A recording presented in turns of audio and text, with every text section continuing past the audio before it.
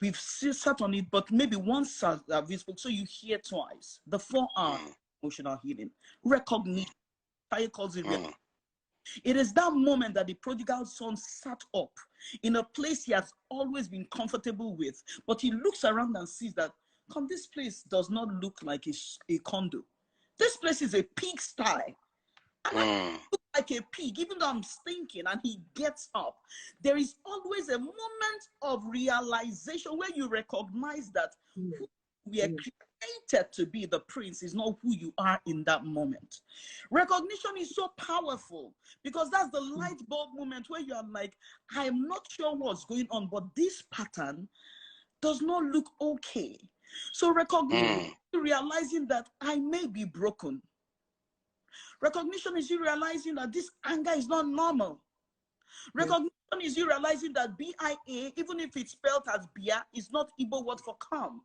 All this B for pain, E for insult, and A for anger. These BIA responses to everything, this blame and shame and ignorance and insult and anger. What is going on here?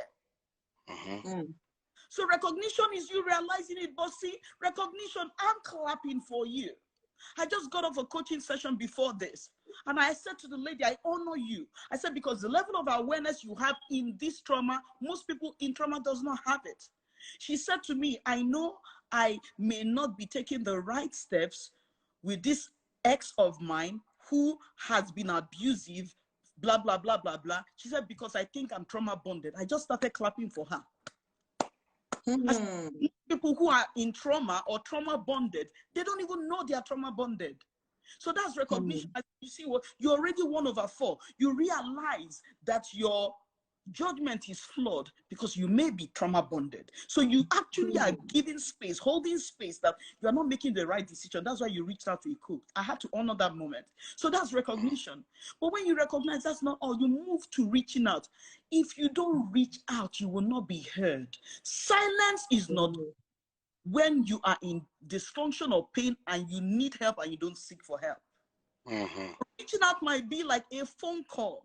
Reaching out might be you moving out of a geographical location. Reaching out might be changing a continent. Reaching out might be leaving a house, a space, an organization. I once resigned from a job 20 or 19 years ago that gave me the opportunity for international travel because the leadership at the time was toxic. And I stayed at the job for 9 months. I had a great result, but I looked at my 20-something-year-old self and said that I had access to trips abroad. I went to South Africa, that was UK. That's where the international thing came from.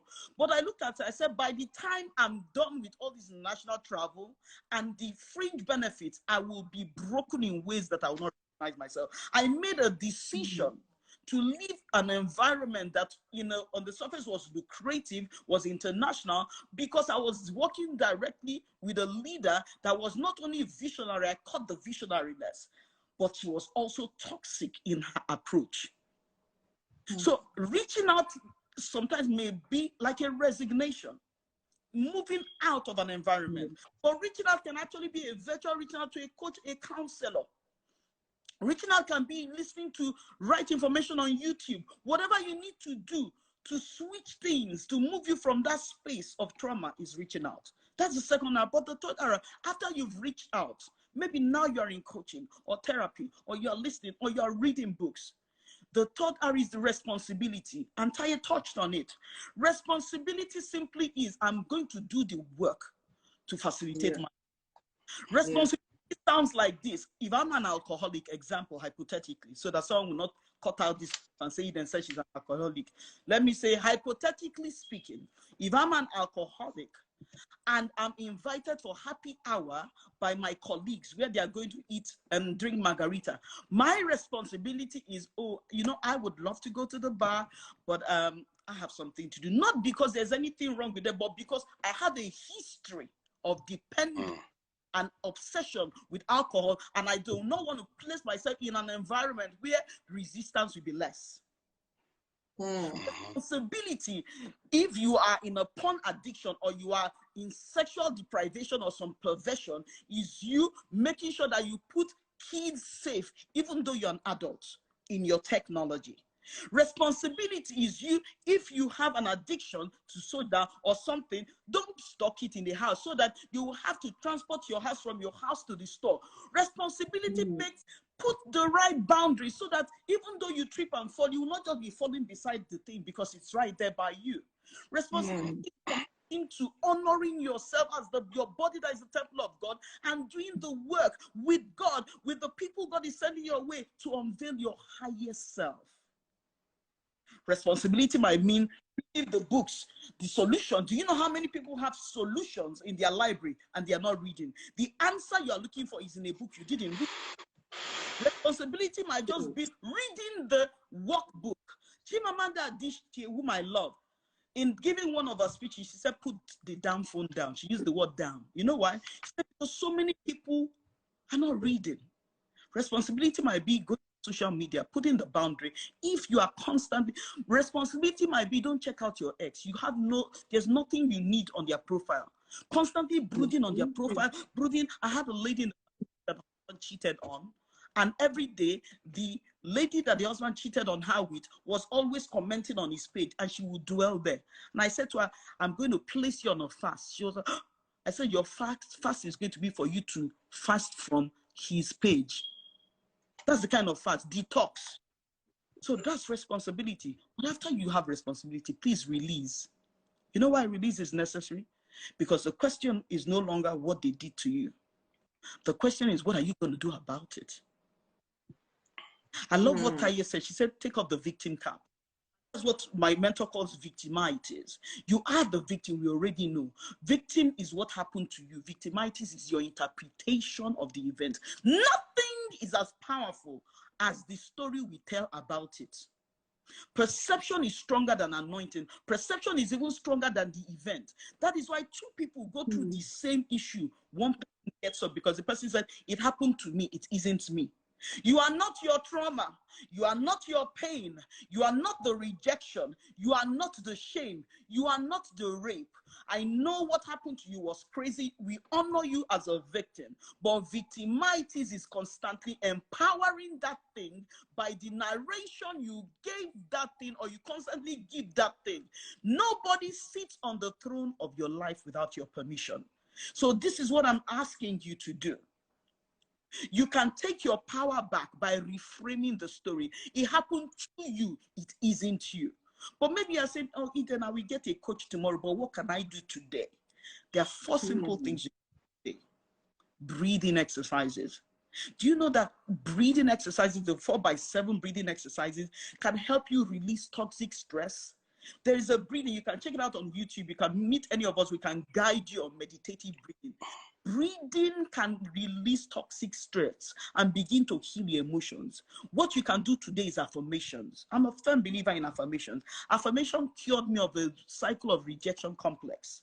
Because when I left that toxic job, I started feeling, maybe I'm not intelligent. Maybe there's something wrong with me. So affirmations is not you waiting for a prophet, which is powerful, by the way, to prophesy over you, or waiting. Affirmations is you using your mouth, becoming the prophet over your life, declaring who you are, not who you think you are. Affirmations are mental to mental healing, psychological healing, confidence boosting. Go and get affirmations. Affirmations employ the psychology of the mind and the power of the spoken word. When you see why I know I'm not going to die. I'm a 2-time cancer survivor. Chinda, don't shit. You said I also survived cancer in 2022. You know why? I'm big on affirmation. The day I had cancer, I said I live 100 years. I started affirming life. I affirm life. I'm living, I'm rewarding. So breathing issues, exercises. Affirmation. Another thing you can do is visualizing. You see what I just did? Immediately I was like, cancer 5 years ago, I created an image of a 100-year-old Eden who is at her great-granddaughter's wedding. And that image, I've stuck with it. Who you are now is not as important as who you want to be. Do you see yourself healed? Do you see yourself hopeful? Do you see yourself? For the things that are ahead of you are bigger than what is before you. So breathing, you can do it now. Affirmations, you can do it now. Visualization, you can do it now. And meditation. Meditation is so important. You know why, Chinda? What you feed your mind on, you become. So this is time to be feeding or regurgitating what has happened to you. Get new information, pure things, noble things. Read clean books and meditate on God's word.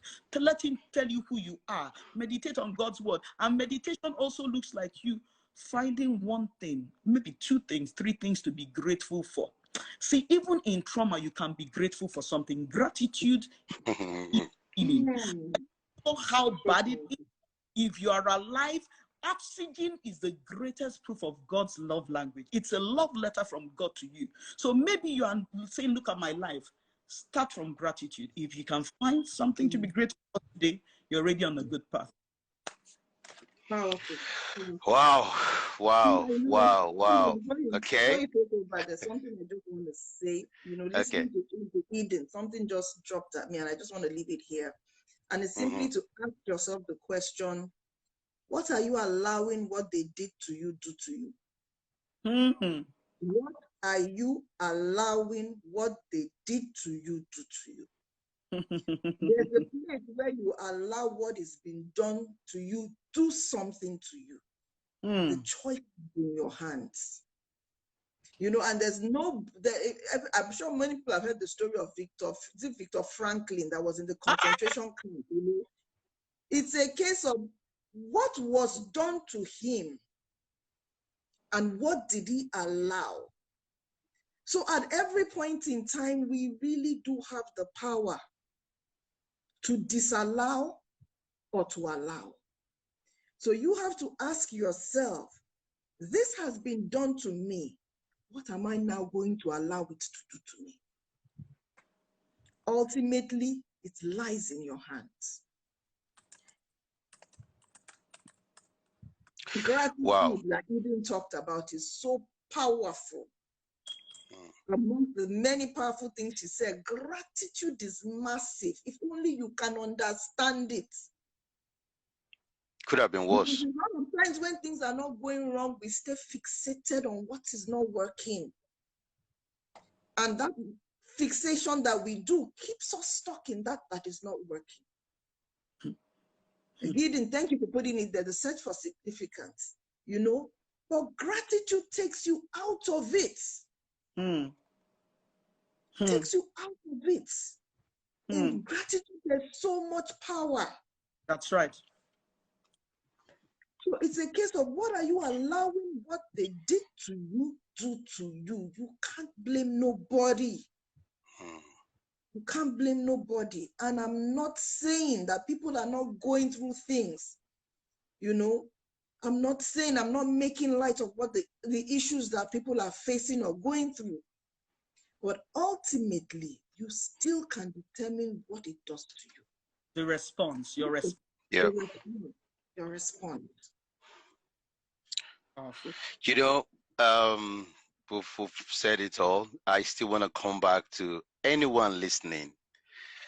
You see, there's something I've been said over and over and over and over and over again. Take responsibility. Act on this. Wake up. Stop sleeping. Stop putting the victim card. Get yourself out of that. You know, these things have been said over and over and over again. And I think the more you hear it, you might even be thinking, what's the big deal about this emphasis? What's the big deal about this reputation all the time? This. You know why? Because these sections are for your own personal deliverance. Right. It's for your own healing. You know, I've never done marathon 4 days like this with some specific, tangible, transformative topics. I've not done that. And I was led to do this. So the idea here is this. even if it's one life that is being transformed here today, it's an absolute wonderfully worth it that we did this. Yes. And it could just be you listening to me now, listening to us. It could just be you that is going to watch this in replay. It could just be you about to save yourself first and save your relationship. So there's no point taking all this time and then you still go back and dwell under your pillow with weeping and crying. Still go back, continue in your traumas, in your pain, in your misery, in your depression, in your sickness, as if nobody cares. We do care. We care. That's why we're doing what we're doing. Okay? If you feel that you cannot do it alone, then seek for help. Get somebody that will help you and walk you through the path. Oh, you might be thinking, he doesn't want therapy. She doesn't want therapy. Excuse me. Are you guys tied with umbilical cord? You need help? I think they've cut it already from the womb. Do you have the one that cannot be cut? Huh? You need healing. So I'm really emphasizing taking responsibility on what you are hearing. We can spend all day here if you do not take action. If you do not do something about this, nothing is going to happen. Like absolutely zero will happen to you. Yeah. You have to take action. And you are listening here. You are watching this. You are commenting. You didn't comment. You are silent. You are cooking. You are in your bedroom. You are standing. You are walking. You are looking at your phone. And you are shaking your head. You are saying, it is me. Oh, what am I going to do? You are aware of what we are talking about. So it's not a strange thing. I'm begging you in the name of God, be healed. Yes. Be delivered. Be free. That is the purpose of this life. We are not here to make merriment, entertainment, scream, talk. We are here so that you can be free. You can be delivered. You can be emancipated. You know, you can come out and begin to live the authentic, genuine life that God has for you. And can I tell you that God loves you so much? That's why we're doing this life. It is your own day, your own week. Please do not take this for granted. So I'm just going to go straight to the question. We have about 2 questions here. We'll just deal with that, and then we'll say 1 or 2 things before we wrap up. But thank you so much for those that have been joining. We want to ask a question here. I think we've talked about this a bit, but he said, are there ways of telling whether one is a victim of transgenerational trauma? Yeah, start with Eden. You know, let me defer to the family life coach. Tai. I think that, you know, so for me, I would say yes, and I also no. You might not really be able to say where the trauma is coming from in the beginning. You might not be able to trace it back generations, particularly if you do not know certain things that have happened. But I believe that as you seek, so for me, as you begin to say something is not right here, let me go and find out. As you go on that journey and that process, then there was the word Eden used, realization and recognition begins to happen. So I won't sit down and begin to say, oh, this is transgenerational trauma, this is clinical, this must be what it is. I won't really, personally, I will not fixate on that. I will fixate on the fact that there's something that can be better. I am more than this. Let me find out why I am processing this way, dealing this way, thinking this way. Let me go and see. And then in that process, you probably will be able to trace it back to say, oh, this happened because this is what I witnessed in my parents' house, or this was what my mother did, or this is what happened to my parents. And then you begin to make the connections. But for you to say from day one, I want to check whether it's transition, I don't think that's really, really the most important thing. I don't think that's that, and that's my personal opinion. But it's really about, I am not operating optimally. That's right. I can be better than this. Let me go and seek solution. And then in the process, we can then begin to, you know, find out what what is exactly responsible. Not because we want to fixate on what is responsible, because we want to move forward. That's right. That's right. That's the way I will address that. Yes. Thank you. Eden? I actually agree with Taye. I think the goal is not to obsess over it. I know a lot of people that are obsessed with ancestral curses. By the way, I am exactly the opposite. One day I got tired of this talk of ancestral. I said, why don't we give the same obsession or preoccupation on ancestral blessings? Is there no good thing that our forefathers did that they did? Absolutely. Obsessing with ancestral cursing. I now reframed in my mind that if there's something good, a good seed, if there's a blessing and honor that should have been due to my great grandparents, but because they didn't understand the covenant of who they were in Christ and it eluded them. So whenever I step out at any stage, I always say something to myself. I say, I come in the faith of my fathers and in the strength of my mothers, because I'm coming to lay claim of anything that they did right that they were not rewarded. My point, just like I said, is the conversation has to be balanced. It's not for you to be looking back and be obsessed with, you know, looking back.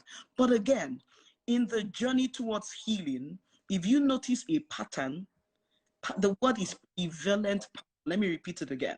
The word is prevalent pattern. You notice a prevalent pattern in your family, and you remember that you may have seen this before as a child. You remember that your grandparents may have spoken about it.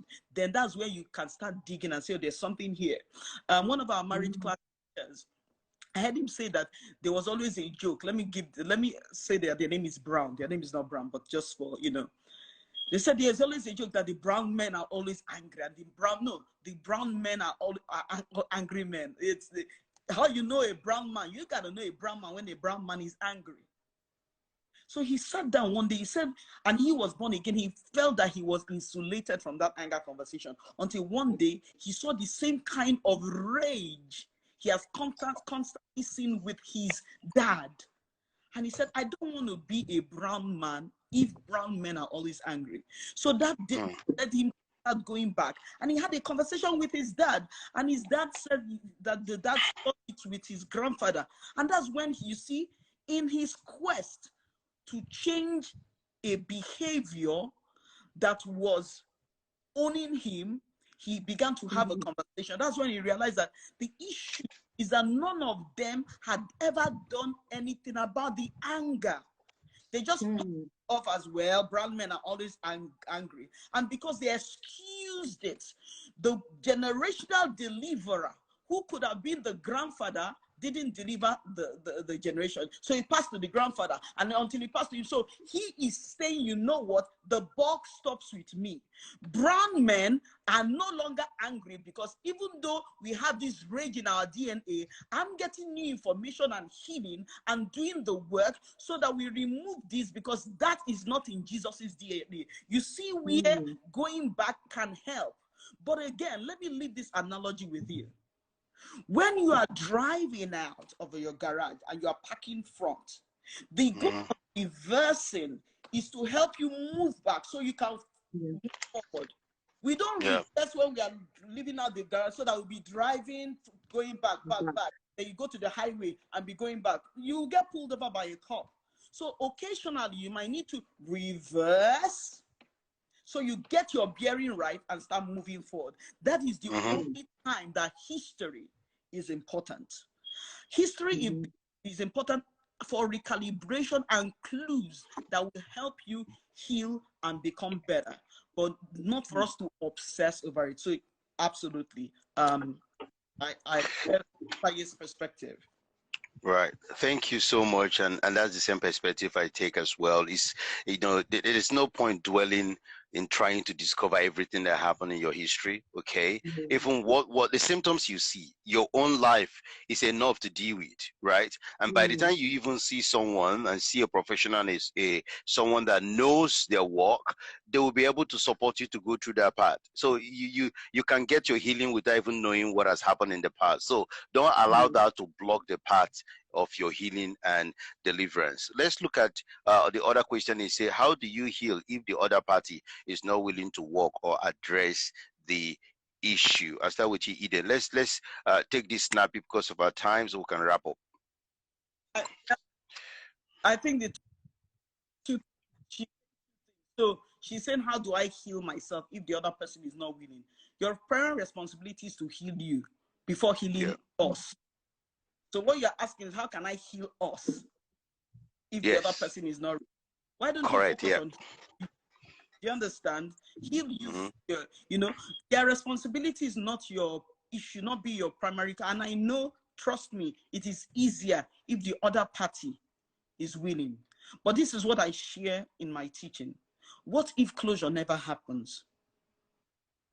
What if those who hurt you never say they are sorry? What if what if they never? There are some people that died without saying they are sorry. There are some people after spending years looking for a father that abandoned. I'm telling you real life story. And the father saw them and said, why are you coming to look for me? So 40 years or 60 years. So what if the other person never takes responsibility? That's why I'm a big believer that healing is greater than closure. You may never get closure. The other person may never be fully on track the way we would want them to be. But when you are healed, then you can heal your perception. Then you can communicate new realities to yourselves. Then you can remove toxic stress from your life. The toxic stress is communicating to yourselves that you are not okay. The toxic stress that is responsible medically for 85% of autoimmune diseases. You can be healthy and fulfill God's purpose for your life. Not for both of you. Maybe the purpose for the marriage may never be fulfilled, but at least you will stand alone on Judgment Day and still hear, well, thou good and faithful servant. Please heal first. Thank you so much. Yes, Taye? I'm just going to chip in a little bit. I will just say that I am the chief beneficiary of the healing that I heal myself. So therefore, because if I heal, I benefit from the healing, I must heal. That is the truth. And it's the same thing with forgiveness. If I refuse to forgive, I suffer. The bitterness eats me up. So you just put it in that perspective. I must heal, because if I don't heal, it is me that will die of the disease. Exactly. That's right. So how do I heal? I go to the hospital and see a doctor. That's right. I tell the doctor to heal me. And when the other person is ready, Eden, I didn't hear that. I said, and you take your medication. You didn't say. And you take your medication. Yes. Yes. And you take your medication. Because that's right. I was waiting for the other person so we can go to the hospital together. The other person is slowing me down. And the thing is eating me up. Hey, I better run to the hospital by myself and go and heal myself. And when the other person is ready, if he also wants healing, then they will meet me in the hospital. Otherwise, I am healed, I am free, and I will continue to exist in my healed state. That's right. And if you are healed, you might now attract better. If you are healed, I have better clarity and point the person to help. But again, when you are in a plane and there's a plane crash, they tell you wear your oxygen masks first. Even if you have a newborn suckling child, they tell you, because if not wear your oxygen mask first, and there is a drop in energy levels or drop in air, you will not even be alive to wear the baby. So wear your oxygen mask first for you. Then you can have the clarity and be alive, aware, in purpose, in strength, and you may be able to heal. They may be able to point the other person to help. You know, this is so important. It still come back to the talk about personal responsibility. Okay, you taking charge of your own issues, right? You can't just be looking at somebody else to make the decisions for you, whether are you supposed to be healed or not, are you supposed to be well or not. Oh, sorry, I don't think you need to go to hospital. Stay here, you'll be fine. You're gonna die. That's just the truth. You're gonna die. So what we're trying to say is this: you have to take responsibility and seek for help. Like we've said, it could be very therapy, it could be through coaching, through books. There are so many ways, but don't just sit back there or you may have been trying it by yourself, but it's not getting through.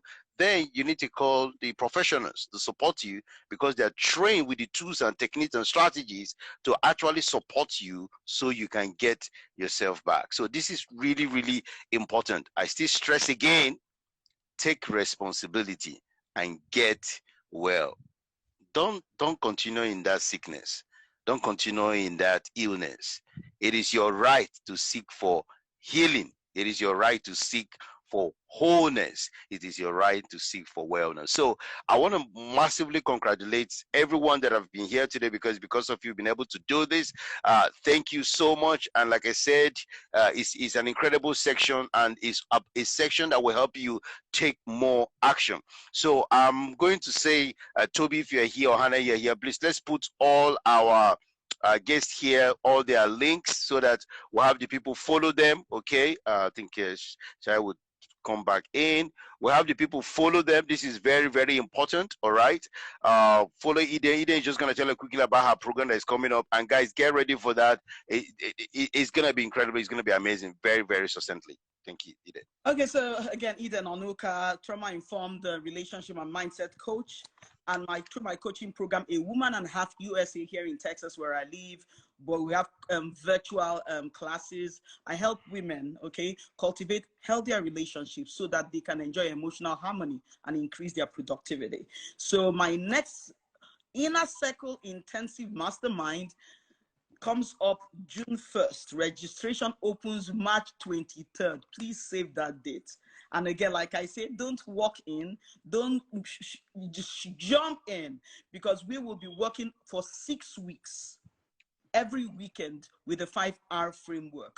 Your mind, which is your reflective, your emotions, which is restorative, your spirituality, which is redemption, okay? Then your money and your relationship. These 5 areas are the areas where we'll be working with to make sure that you are better repositioned, rediscover your purpose with God, heal from emotional issues, but more importantly, align your relationships better, whether you're married and single. Again, A Woman and a Half 3.0 begins June 1st. Registration opens March 23. Send me an direct message and just say, hey, Eden, I want to be part of it. And that way we keep your email. And when the link opens up March 23, you register. I'll see you in class. And here is to your emotional health, vitality, and strength. Wow. Thank you so much. And please, we'll put the link there, Eden Onwuka's page. Please go and follow her. Go to her go to her bios, where there's a lot of things there. And also, don't miss this opportunity to bring the transformation that you seek. Okay, so let me just add Taya again. Just 1 second. I think she's just coming back on. She's coming back on. Okay, so why that is happening, it's important for us to know that I told you the incredible flagship program for me is coming up on Sunday. We're launching that by 7 p.m. on Sunday. The card to be open, how to create and maintain a satisfying marriage relationship that will bring huge transformation in your marriage and relationship. So I can't wait for that to be released. So for that sake, I would like to offer you something so that you're only aware when that card is open, and some huge, incredible discount that will be happening. So you will see a link, or you just go to my website. It's called www.chindachinda.com. Okay, chindachinda.com. You will see a free gift for joining us today, which I'm offering. And it's a book which is in 5 ways you are destroying your marriage and what you can do to stop it. Okay, it's so practical.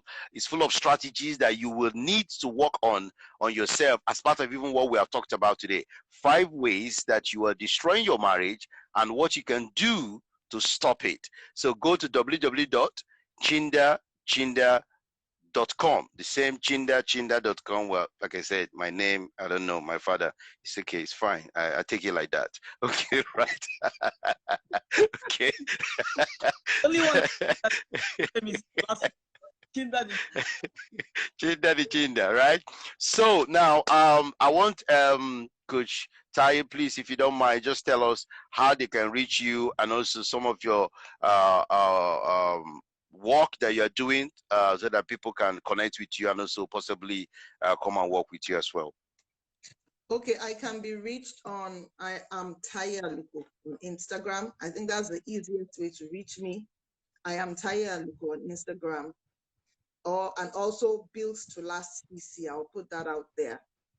But those are the easiest ways to reach me. I work with couples. I work with about to wed couples who desire to really get it right from the onset. And I tell you, that foundation that you lay is so fundamentally important. I can't even begin to overstress it. You know, and there are many who really want to do it right. Right. Because marriage is not the meals and bone thing. It's not it's not the together forever love in the air and all of that. In fact, the love fizzles out in the first few months. The love that you probably went in with.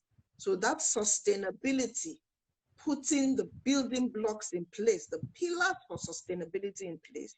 And then I work with the married as well, who know that there is much more than this experience that they are having. And I tell you, there are many people that are miserable in marriage. Not because marriage is bad, because we've given marriage a bad rap. Marriage is a beautiful thing. It's a good idea. And there's no idea that God has ever had that is bad. That's right. But if the two people don't know how to make it work, they will have bad behavior. They will have bad attitude. Bad attitude, bad behavior will give you a bad experience. That's true. Then you now say marriage is bad. It's not marriage is bad. It's your attitude, your behavior that is coming from a place of what you do not know. And you can never get what you don't know how to gain. So, you know, I don't know how to, there's so much, Chinda, and you know, thank God the three of us are in this. There's so much. So much, that's right. I wish people would know that, you know, learning and unlearning actually will give you a different experience completely. That's true. You can't have a marriage, a beautiful, enjoyable, blissful marriage as God intended. And it sometimes only just needs a little bit of tweaking here and there. It's not even the big things. You know, but so I am here to help you go on that journey. I'm here as the impartial, independent third party to sit with you and help you go on that journey of discovery. You'll be amazed at the number of couples who don't even know themselves. That's right. They have no clue. And there's something I always say, that insofar as you've never been married before, you're going on a journey you have never gone on before, to a place you've never been to before. How do you not seek direction? What you know best is how to be boyfriend and girlfriend. Perfect understanding. Maybe you dated for 5 years. You have 5 years experience of being a boyfriend and girlfriend, but you have no experience of being husband and wife because you've never been it before. You know, and I have online courses available on my website. I'll put my website out there, courses that speak about the effective communication, creating your marriage blueprint. So critical. What is your marriage blueprint? What is your vision? What are your values? Are you intentional about the kind of marriage you want? And then for the single, having a conversation on expectations is so important. Very important. Because by the time expectation jam reality, bam, like this, hey, that's the end. So before you say I do, sit down and talk about your expectation. That course is also online on my website. Absolutely. So you can find on my website. My podcast is also available out there, the Happy Home Podcast. I share tips along with guests, all because we know that marriage is a beautiful thing. And we want people to experience the goodness in marriage. Yes. Absolutely. So those are the things that I have right now that are available to anybody who is serious about doing this thing right. It's for the serious minded. Wow. Wow, thank you. Thank you so much. Thank you so much. I'm so grateful. Please, let's go to this incredible and amazing guest we've had today. This conversation is life-changing, is transformative. Go and take action and you will never remain the same. Follow them and I can tell you, you will have more transformative marriage even as you do relentlessly. Tomorrow we are having, is it compulsory to marry? That's the flyer. The flyer is out. So you're going to see the flyer immediately after the, is it compulsory to marry? Let's not say anything. Let's not say nothing. We can only laugh and smile about it. Everything is tomorrow. Okay. Is it compulsory to marry? You don't want to miss tomorrow, right? And we're going to look at from single perspective, even marital perspective. So just come ready. It's going to be awesome. It's going to be amazing. And then on Sunday, we're going to be talking about something really, really important. Can you do without sex in marriage? That's your favorite topic. In fact, as I mention it now, I'm feeling goose pimples. I'm feeling goose pimples.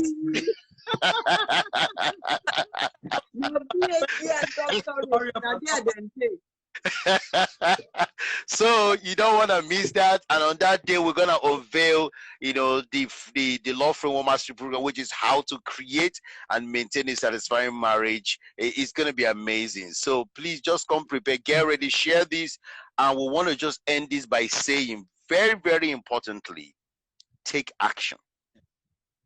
Please take action. Take action. Take action, execute, seek for help, get out of your comfort zone. Let me use Eden's word: shame your shame, shame your shame, shame your shame, shame your shame, and take action until the transformation you seek is yours. Right? I want to say a massive thank you to my incredible and amazing Coach Eden, Coach Taye. Please, can you put on the chat, right? Can you put some love? Let's get some love emojis, and right, just are you happy? Did you like the session? Were they incredible? Please let us know. Come on, let's go. Tell us, congratulate them. We want to know. Yes, just put on the chat for me. All right, show some love. Okay, tell us some emojis there. Was it exciting? Did you get anything? We want to know before we wrap up now. Okay, let's go. Any key thing they learned that stood out for them? Yes, you can also put any key thing that you've learned that stood out for you. You can put on the chat any key thing that you've learned and that is going to help you going forward. Just one punchline, one statement that you are taking away. You can just put on the chat. Okay, we'll be able to see that. Oh, I love this section. There's been a lot for me. It was so eye-opening. Thank you so much. Thank you so much for that. Okay, we're really, really grateful. And I also encourage, by the time I post the video, please, if you attended this, go and comment. Put all these comments on the video so that it can help other people to watch it, all right? So put it out there. Comment, say some punchline things you are taking away. Healing is better than closure. Woo! That's right. We want you to put that on the comment when we post the video. Tag as many people as possible. Tag your fathers, your mothers, and everybody. I wanted to, okay, you can't tag your granddad that are the dead ones. It's fine. Let's just imagine them in the spirit, tag them in the spirit if there is possibility of doing that. Okay, but for now, let's just be happy. And I believe that, we have learned so much. Wow, there's a lot. Be ready to be healed. Take responsibility. Name your trauma. Wow, you guys are amazing. You guys wonderful. Thank you so much. So we're going to wrap up now. And I want to say a massive thank you to Coach Tide, Coach Eden. Guys, go and follow them. Go and support their work and go and seek for help. Don't die in silence. This life, this marathon life, is for you to get deliverance and healing and to build your relationship. God bless you now. Thank you very much and have a beautiful weekend. And I'll see you tomorrow by God's grace. Take care. Right. Thank Bye. you. Bye.